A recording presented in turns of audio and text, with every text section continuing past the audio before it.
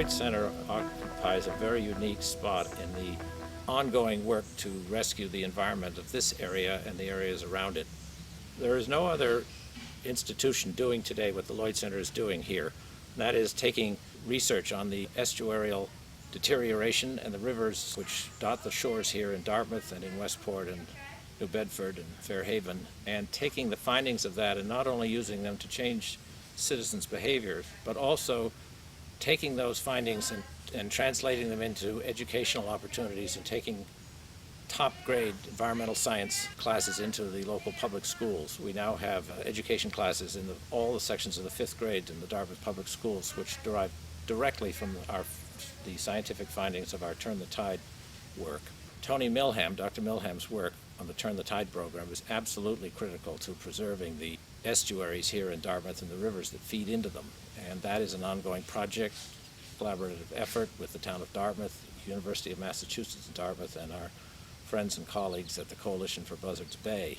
And through Tony's work, which is done with quite a number of interns who are attracted to the work at the Lloyd Center, he is making findings on a daily basis which are going to be translated into programs and educational efforts to get the citizens here to change their behavior and stop doing the things that are being done which are damaging our rivers. And it's a very interesting approach. It's gaining national recognition, and his work is highly regarded for the very real effect it's having on drawing attention to the fragile nature of our coastal resources, but also in coming up with effective ways of dealing with them.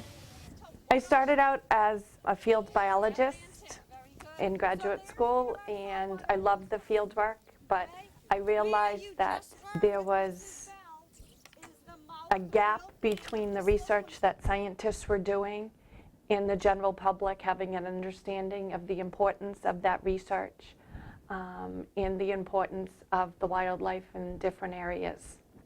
And so I got into environmental education to try and bridge that gap between the scientific community and the general public. I'm from Massachusetts, so I had been living in Pennsylvania, and when I saw the opportunity to come to the Lloyd Center, I really wanted to come back to the ocean and be able to teach kids about their local community. We can't expect them to preserve nature if they don't understand it. And the only way for them to understand it is to experience it. So we need to bring them out and help give them an appreciation for the resources that they have.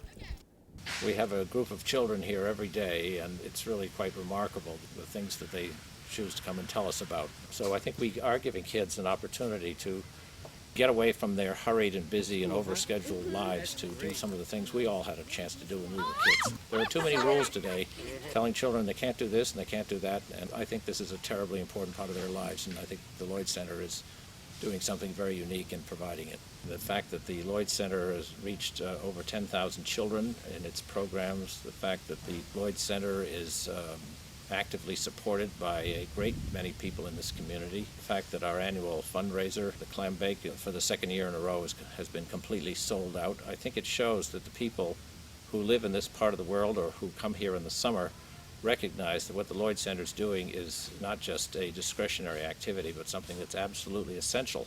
And it's that reason that they choose to devote their own private resources to it.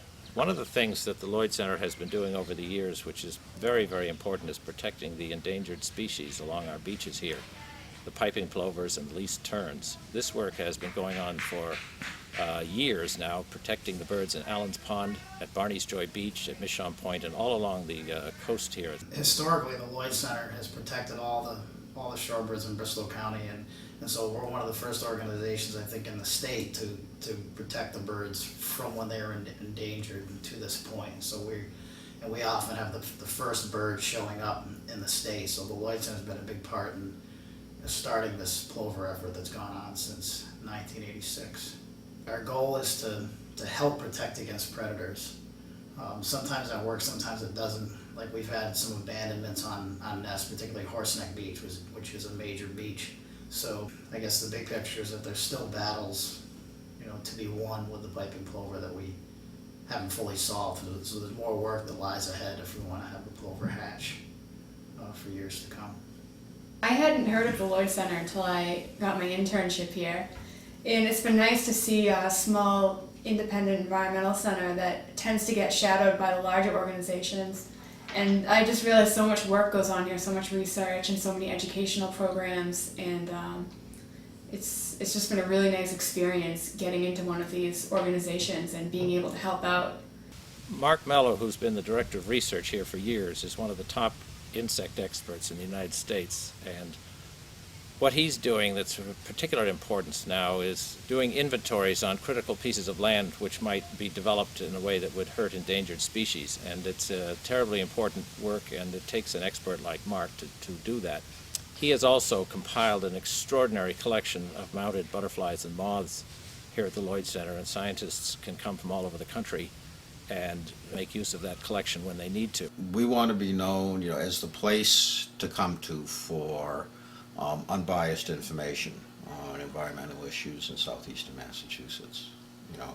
We want a developer to feel as comfortable as a conservation agent that they're going to get as accurate information as possible. They might not like the information they get, but they can at least rely that there's not an agenda that's produced. We have consciously been non-advocacy since our inception because we're more interested in providing as accurate information in both our education programs and in research as possible. I'm particularly proud of the work the staff does here, and I'm also very proud of the work that the volunteers do who are drawn to the Lloyd Center. The Lloyd Center's staff is grossly underpaid. They're very skilled, and they do what they do because they're passionate about what it is the Lloyd Center is accomplishing.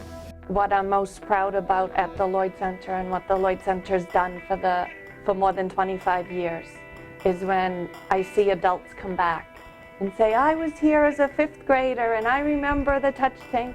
They come back now as adults.